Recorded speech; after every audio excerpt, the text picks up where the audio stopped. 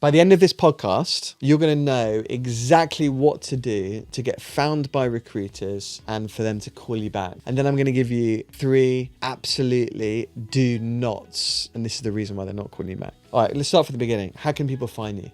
So number one thing is LinkedIn. Most recruiters, whether they're in-house or in an agency, are using LinkedIn Recruiter or one of their tools. It's all powered by AI right now.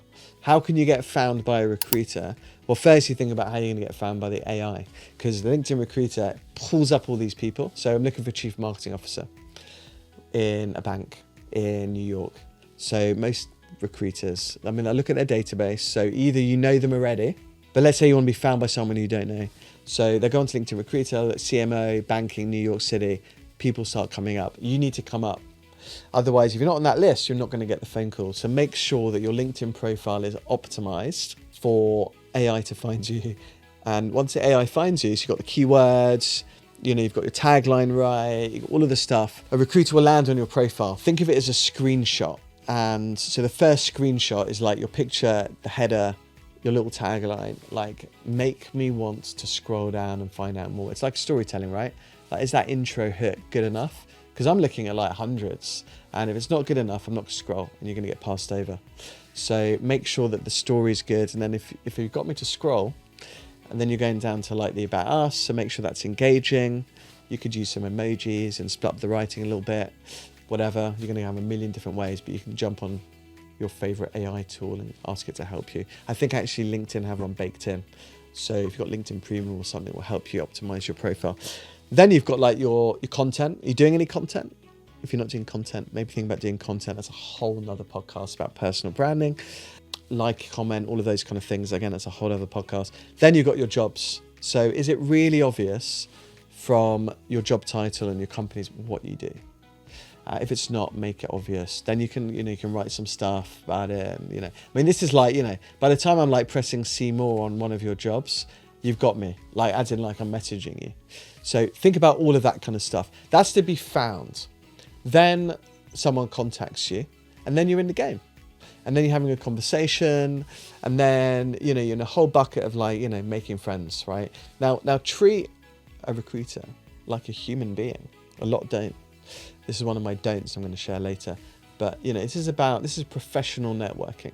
Remember, headhunters are retained. If you're in leadership roles and above, every headhunter will be retained. They get paid by the company. So you want to be on one of their lists, right? It's a free service for you.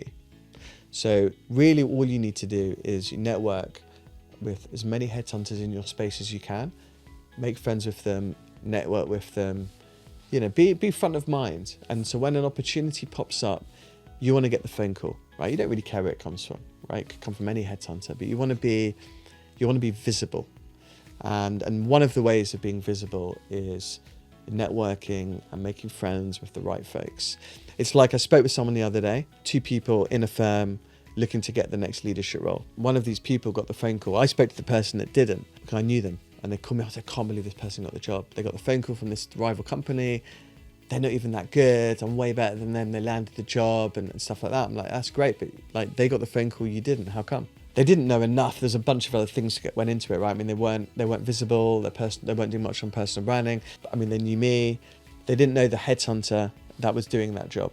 So you've got to keep the net wide and network with headhunters and stuff. So it's really important. They got the job that they didn't, and they didn't. Then there's a whole thing of follow-up. So you've been found, you've made friends with headhunters and stuff, and you really want to find a job. It's a bit, your market is very client-driven, i.e. more people looking for work than there are people. So you've got to stay front of mind. But then there's this balance of like, well, when do you follow up? You don't want to annoy people and stuff like that. Think through what your strategy is. I think for me, I love speaking with folks, and I'm really happy to receive a note, an email, a DM. How's it going? I'm often meeting people for coffee and things like that. So make sure you're proactive, but not like selling and like, building friendships with people.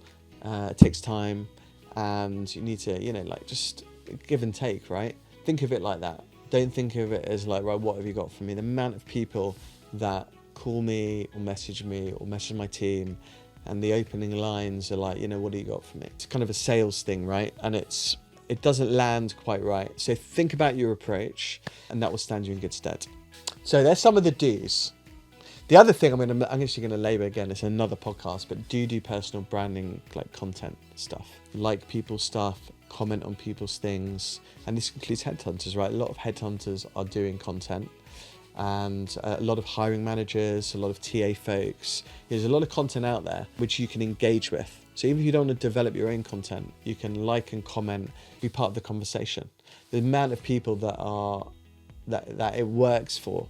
So imagine, a hiring manager, they're not using an external agency, they haven't got a TA team, whatever, and you're liking and commenting all their stuff, and they need to find XYZ, you'll be front of mind. Or you see them advertising for it, but you've been liking their stuff and you drop them a DM. They'll remember you and they'll know you. And so all of that kind of stuff works too. So there's a little hack. Engage with them on socials, so it's really, really powerful. Some don'ts, I shared one earlier, but some don'ts are just think about, don't be rude, be polite.